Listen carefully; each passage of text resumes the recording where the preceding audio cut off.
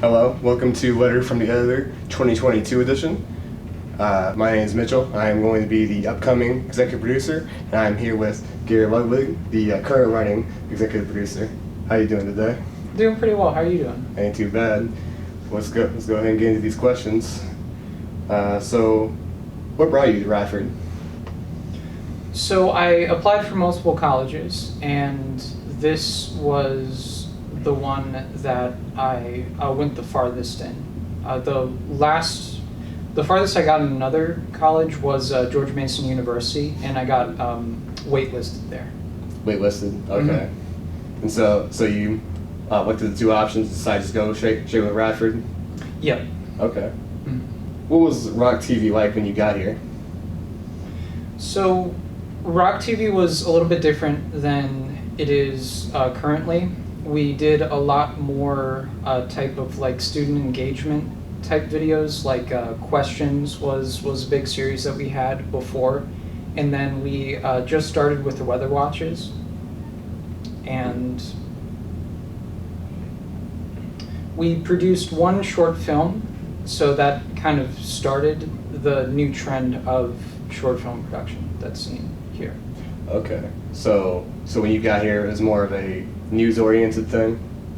I would say, yeah. Okay, and we slowly kind of dipped more towards the entertainment, filmmaking side of things? Mm-hmm. Okay. How has ROC-TV changed you? It's definitely made me a more open person, I would say, because,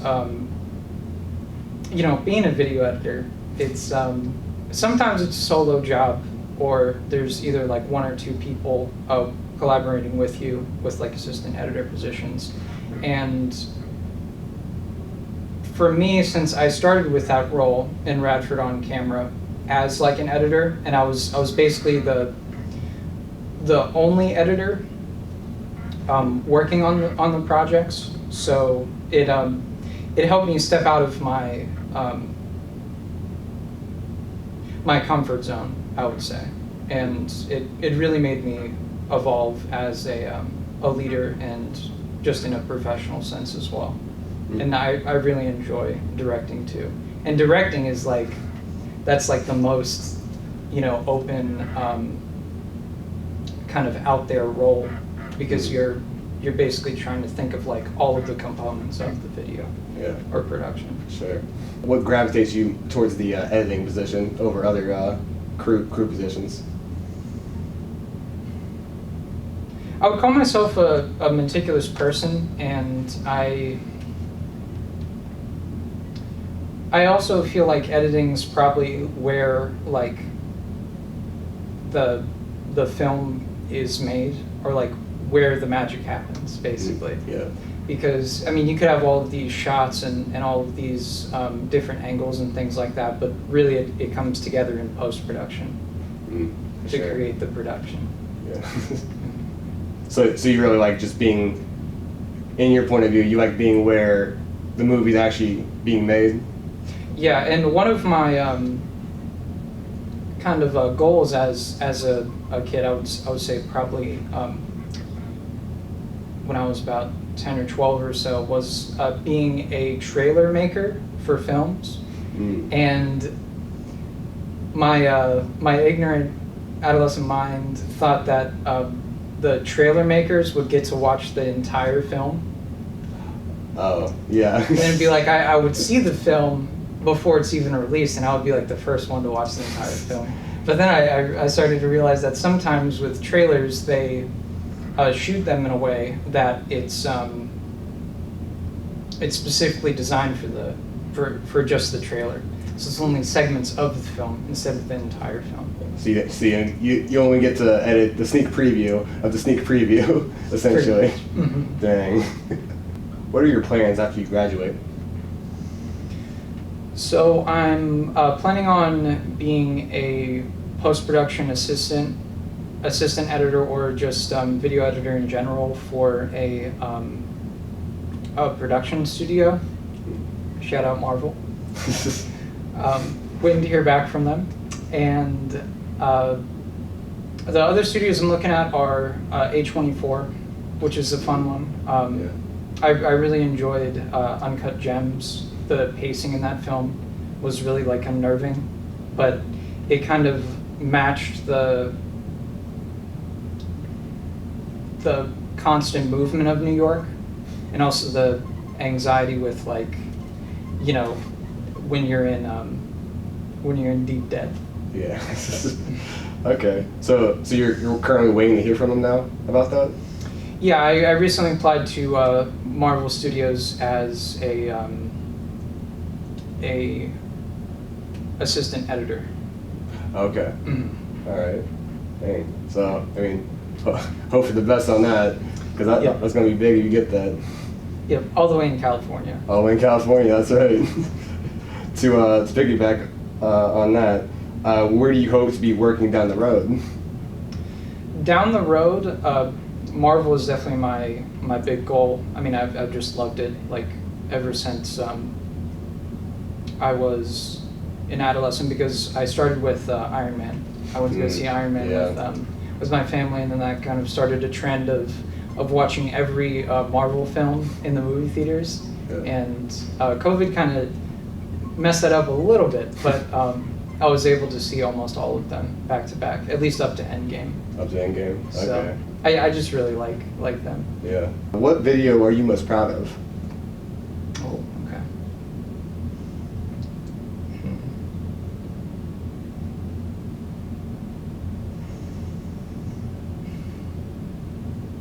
I'm split between Who Took the Highlander Mask and Going.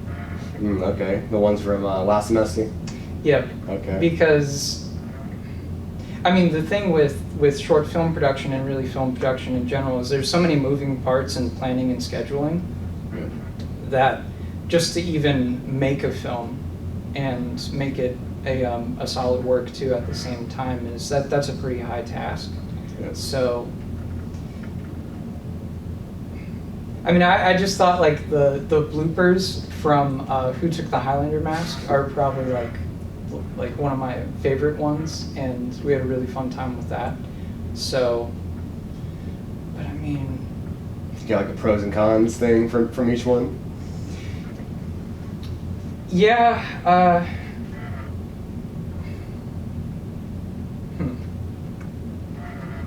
Well, actually, I'll start with Going. I'll go back to Going. Okay. I think I'm leaning more towards Going because there's a little bit of complications on set. Oh, for sure. I basically checked out, like, the entire equipment closet that we have in the HSM office, and some of the batteries didn't work. Even I tested them out in the office, but then they didn't work when we were on set. Yeah. And also, everyone had to leave within 2 hours as well. So that really challenged me to, like, be clear with my directions and also make it to where it didn't feel like a rush production. And I feel like we succeeded with that, and we were able to film the entire production in under 2 hours. Yeah. Yeah, that's not a small feat by any means. Do you if you could go back to filming Going again, is there anything you change on how you handled it?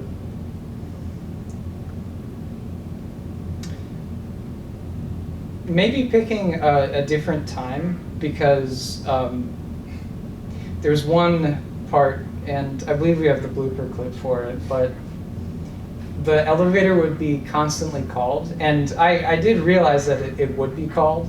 Yeah. And I was trying to pick a time that, like, not too many people would be using the elevator, but that didn't seem to be the case for the time I chose. So when we would be doing the, like, long dialogue sequences, you would just hear, like, the elevator shifting, and then just, like, random doors opening and people walking in, so we would have, like, stop production. Yeah. And another funny part from Going's production was there was one part where I've never heard an elevator, like, do a screeching siren Yeah. and then, like, slowly close the door. And I think it was Gabe and Eloise in there, and were you in there as well? I believe so, yeah. Yeah, so I didn't know if the elevator door was gonna like lock or something. Yeah. And because I've never heard that noise before, and Adam was trying to hold the door, but the elevator door was actually like pushing his arm, and like it wouldn't stop closing. Yeah. So I was like, oh geez, so someone's gonna be called to like pry open the door or something. Well, I'm very glad that never happened. Yeah. When we did that, was that did we start at 5? You think, or 6? Yeah, 5 o'clock. 5 o'clock. Yeah. Because Yeah, it was still so busy. Yeah, and I was surprised by that too, because I mean, normally everything closes at 5, so I guess retrospectively, maybe it's just like people leaving their office. That's fair. But yeah. Good. What do you think is the biggest thing that's led to your success as executive producer? I think my time management skills and also directing skills at the same time. I'm able to look at a lot of people's schedules in a short amount of time and find gaps in them, and then fill those gaps with extracurricular activities and fun events and fun projects that they could be a part of. What should I be careful of? Over pushing people, because since it is an organization and we're also all students as well, just making sure that you produce a good enough volume of work, but not to overburden people. What do you foresee ROC-TV being in the future? I think we've had a really good success with our short films, because I know in the past we've done, previous executive producers have done skits and things like that, which aren't really narrative focused per se, and some of them are improv as well. And I feel like a trend of short film production will be pretty good for the organization as well, because it's one of our most watched contents on social media as well. Any words of wisdom for me taking over? Have fun with it. I mean, you seem really passionate about the production field, so Sure. just yeah, I would say just enjoy every production you do. All right, I'll take that to heart. Mitchel Hamm, you are coming into the position, and what led you to production? What started your production journey? So, when I got here, I was just a transfer student from Piedmont, Virginia Community College, and I was coming in to Radford as a criminal justice student, but I looked at the clubs because I knew one of my objectives was to definitely get more involved with the school, because I didn't really do that much at community college. So I looked at the things that interested me most, and ROC-TV popped up as a video production club. So I'm like, that's the place I want to go, because I've always made videos, like in high school, sometimes a little bit in middle school. They're objectively bad videos, but I always liked that, even though I was never really consistent with it. So I came to ROC-TV in hopes to be around people who could probably guide me in video content creation.